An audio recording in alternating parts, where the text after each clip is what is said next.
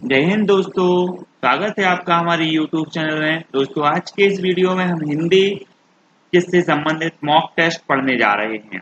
ये mock test 4 विकल्पों के आधार पर होगा, आपको एक का उत्तर चयन करना होगा। ठीक है, तो स्टार्ट करने से पहले आपसे निवेदन करूंगा कि आप चैनल को सब्सक्राइब कर लें, वीडियो को लाइक कर लें, चैनल को जो है सब्सक्राइब आपको करना है और पिछले वाले वीडियो भी आप मॉक टेस्ट पर आधारित ये जो निरंतर सीरीज चल रही है वो भी देख सकते हैं। ठीक है, और एक और खास बात, आपको टेलीग्राम ग्रुप से जुड़ना है जहां पर मैं सारी PDF उपलब्ध करवाता हूं, तो आप वहां पर जुड़ सकते हैं। आपको क्या करना होगा, टेलीग्राम ऐप डाउनलोड करना होगा, उसमें सर्च करना होगा IAS स्टडी ट्रिक और ज्वाइन आप हो जाएंगे। स्टार्ट करते हैं आज का ये वीडियो। दोस्तों हमारा जो सबसे पहला प्रश्न होगा वो क्या होगा, देखते हैं।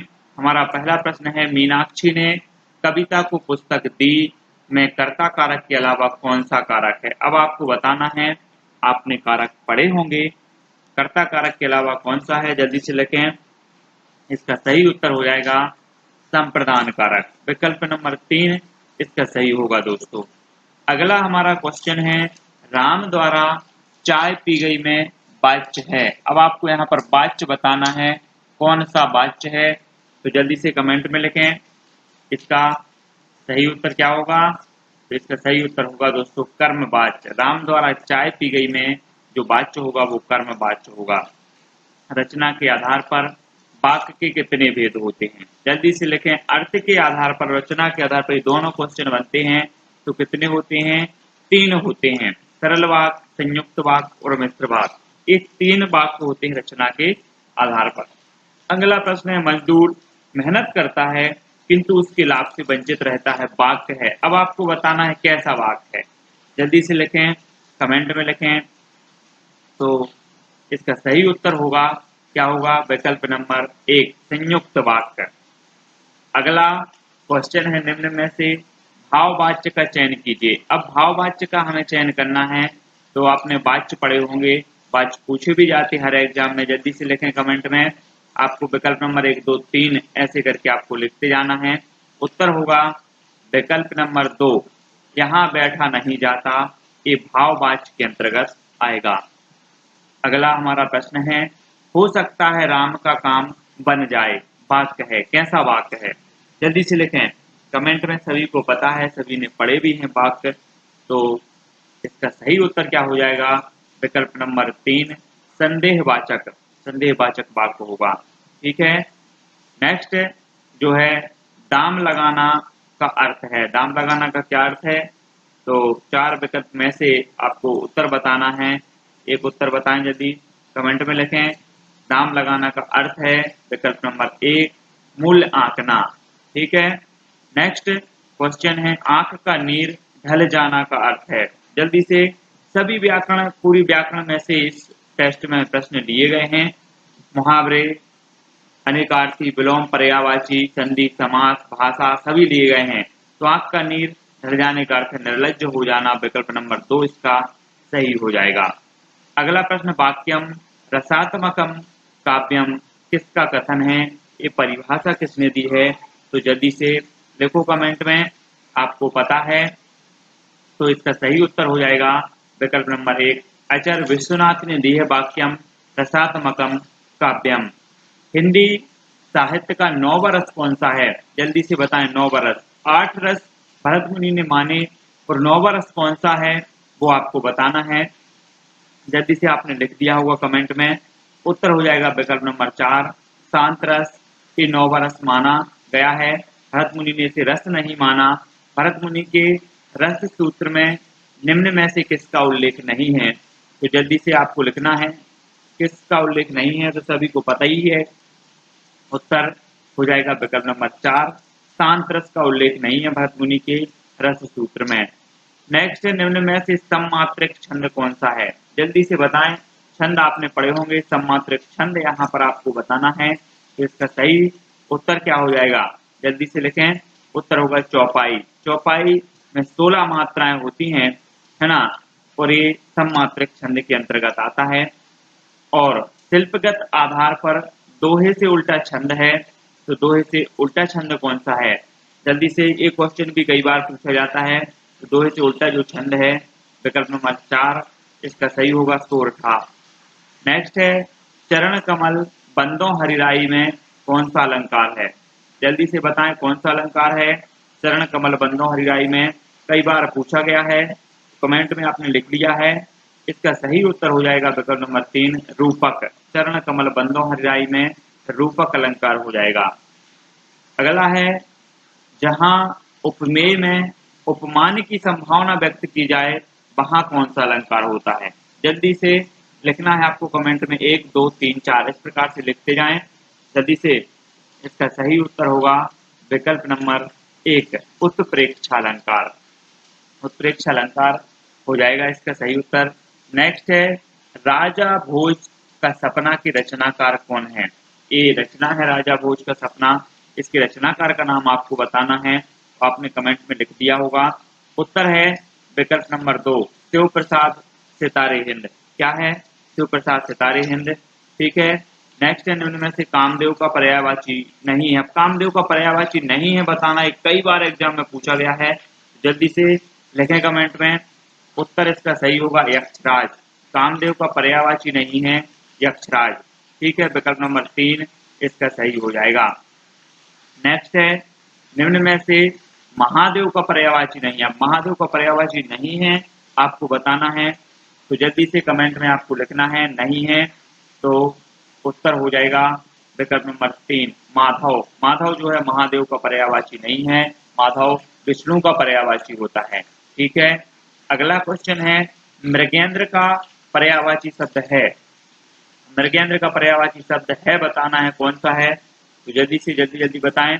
सभी लोग कमेंट में बता रहे हैं। हाँ, बहुत बहुत बढ़िया जी। तो इसका उत्तर जो हो जाएगा शार्दुल। मृगेंद्र का पर्यायवाची शब्द है शार्दुल।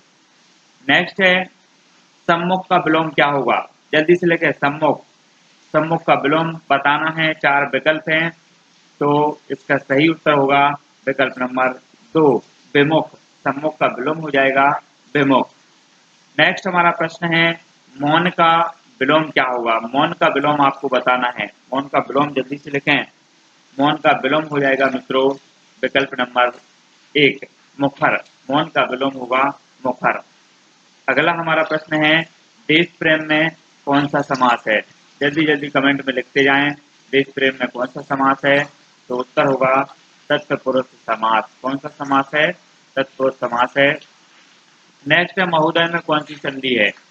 जल्दी से आपको बताना है कौन सी संधि है महोदय में, तो सभी ने कमेंट में लिख दिया है। इसका सही उत्तर होगा गुण संधि। महोदय में जो संधि है वो हो जाएगी गुण संधि। अगला क्वेश्चन है शुद्ध वर्तनी का चयन कीजिए। अब आपको शुद्ध वर्तनी का चयन करना है, 4 विकल्प में से कर लिया आपको विकल्प, जल्दी से कमेंट में लिखें 1 2 3 कौन सा आपका सही उत्तर है। तो उत्तर इसका सही हो जाएगा विकल्प नंबर 3 अधर्म। जो लिखा है वो सही हो जाएगा। नेक्स्ट है ए आई वर्ण क्या कहलाते हैं? जल्दी से कमेंट में लिखें ए आई जो वर्ण है क्या कहलाते हैं। 4 विकल्पों में से एक का चयन करना है। इसका सही उत्तर होगा कंठ तालब। कंठ तालब कहलाते हैं ए आई वर्ण। नेक्स्ट है अघोष वर्ण कौन से हैं? जल्दी, अघोष वर्ण कौन सा है? अघोष और सघोष आपने पढ़े होंगे, जिसका सही उत्तर भी आपको ही बताना है। विकल्प नंबर आपको लिखना है 1 2 3 करके। विकल्प नंबर 3 इसका सही होगा सा। अघोष वर्ण है सा। नेक्स्ट है हिंदी किस भाषा परिवार की भाषा है? जल्दी से बताएं। हिंदी भाषा सभी लोग पढ़ते हैं और सभी ने पढ़ा है, तो इसका सही उत्तर होगा भारोपीय। और आपको पता होगा जो भारोपीय भाषा परिवार है वो सबसे बड़ा परिवार है, और हिंदी भी इसी भाषा परिवार से संबंधित है। नेक्स्ट है निम्न में से कौन सी भाषा देवनागरी लिपि में लिखी जाती है? तो देवनागरी में लिखी जाती है कौन सी? ये क्वेश्चन कई बार पूछा गया है, आपको भी यहाँ पर बताना है, आपसे भी पूछा जा रहा है। तो कमेंट से 1 2 3 4 करके जल्दी से लिखें फटाफट। उत्तर होगा इसका विकल्प नंबर 3 मराठी। कौन सी भाषा देवनागरी लिखी जाती है? तो मराठी। नेक्स्ट है निम्न में से कौन सी भाषा संस्कृत भाषा की अपभ्रंश है? तो इसका सही उत्तर हो जाएगा विकल्प नंबर 2 पाली जो है वो संस्कृत की अपभ्रंश भाषा के अंतर्गत आती है। अगला जो हमारा प्रश्न है संविधान के अनुच्छेद 351 में किस विषय का वर्णन है? आपको बताना है 4 विकल्प में से विकल्प नंबर 1, 2, 3, 4 आप लिख सकते हैं कमेंट में। जल्दी से लिखें फटाफट। 351 में कौन सा विषय वर्णन है, कौन से विषय का वर्णन है? इसका सही उत्तर होगा विकल्प नंबर 4। हिंदी के विकास के लिए निर्देश दिए गए हैं। ठीक है, अगला प्रश्न है निर्वासित में प्रत्यय है। आपको बताना है निर्वासित में कौन सा प्रत्यय है। जल्दी से लिखें जी। बहुत बढ़िया, उत्तर हो जाएगा विकल्प नंबर 2 इत प्रत्यय। ठीक है, नेक्स्ट है कृदंत प्रत्यय किन शब्दों के साथ जुड़ते हैं? आपको बताना है, तो इसका सही उत्तर क्या होगा? जल्दी से लिख रहे हैं कमेंट में। उत्तर होगा विकल्प नंबर 3 क्रिया। कृदंत प्रत्यय क्रिया के साथ जुड़ते हैं। ठीक है, नेक्स्ट है निम्न में से रूढ़ शब्द कौन सा है? आपको रूढ़ शब्द बताना, आपने पढ़े होंगे रूढ़, यौगिक, योग रूढ़। इनमें से आपको रूढ़ शब्द बताना है कौन सा है, तो जल्दी से कमेंट में बताते जाएं। उत्तर इसका हो जाएगा विकल्प नंबर 2 वैभव। रूढ़ शब्द जो है वो वैभव हो जाएगा। नेक्स्ट जो हमारा प्रश्न है स्वतंत्र सत्ता धारण करने वाले शब्द क्या कहलाते हैं? तो क्या कहलाते हैं आपको कमेंट में लिखना है। इसका सही उत्तर होगा यौगिक। स्वतंत्र सत्ता धारण करने वाले यौगिक कहलाते हैं। ठीक है, नेक्स्ट जिन शब्दों की उत्पत्ति का पता नहीं चलता है उन्हें क्या कहते हैं? यहाँ पर 4 विकल्प आपको दिए गए हैं। 1, 2, 3, 4 आपको यहाँ पर लिखना है। कौन सा आपका उत्तर सही है? आपने लिख दिया है, तो उत्तर इसका सही होगा विकल्प नंबर 4 देशज जो है। जिन शब्दों की उत्पत्ति का पता नहीं चलता उन्हें देशज शब्द कहा जाता है। देशज, तद्भव, तत्सम सभी शब्द आपने पढ़े हैं। अपील शब्द है। अपील कैसा शब्द है? जल्दी से लिखें अपील शब्द कैसा है, तो उत्तर हो जाएगा इसका विकल्प नंबर 3 विदेशज। ठीक है, विदेशज शब्द है अपील। हम अपील करते हैं, याचिका लगाते हैं। ठीक है, तो ये विदेशज शब्द हो जाएगा। दोस्तों आपने ये पूरा टेस्ट देखा है तो बहुत बहुत धन्यवाद आपके लिए। आपने इतने सारे प्रश्नों में से कितने प्रश्न सही किए हैं जल्दी जल्दी से लिख दें सभी लोग कमेंट में। कितने प्रश्न आपने सही हैं, आपने खुद का आकलन यहाँ पर किया है। और टेलीग्राम ग्रुप से तो आप जुड़ गए होंगे, नहीं जुड़े हैं तो जल्दी से आप जुड़ जाएं। टेलीग्राम में आपको सर्च करना है IAS स्टडी ट्रैक और वहां पर ज्वाइन हो जाना है। PDF आदि बहुत सारी वहां पर मिल जाएंगी। इससे पहले बहुत सारे टेस्ट जो है मैंने अपलोड कर दिए हैं, वो भी आप देख सकते हैं। और निरंतर इसी तरह से टेस्ट सीरीज चल रही है। आप जुड़े रहें चैनल से, वीडियो को लाइक और शेयर करते रहें और अपना आकलन करते रहें कि आपसे कितना जो है हिंदी बन रही है। क्योंकि इस जो टेस्ट है इसमें हमने पूरा वर्णमाला से लेकर, आपने देखा होगा कि चाहे वो तत्सम हो, तद्भव हो, उपसर्ग हो, संधि समास हो, अनेकार्थी हो, विलोम हो, पर्यायवाची हो, सभी का इसमें सभी प्रश्नों का यहाँ पर समावेश किया गया है। और आपने एक निरंतर टेस्ट सीरीज के आधार पर ये टेस्ट दिया है। बहुत बहुत धन्यवाद आपके लिए। जय हिंद।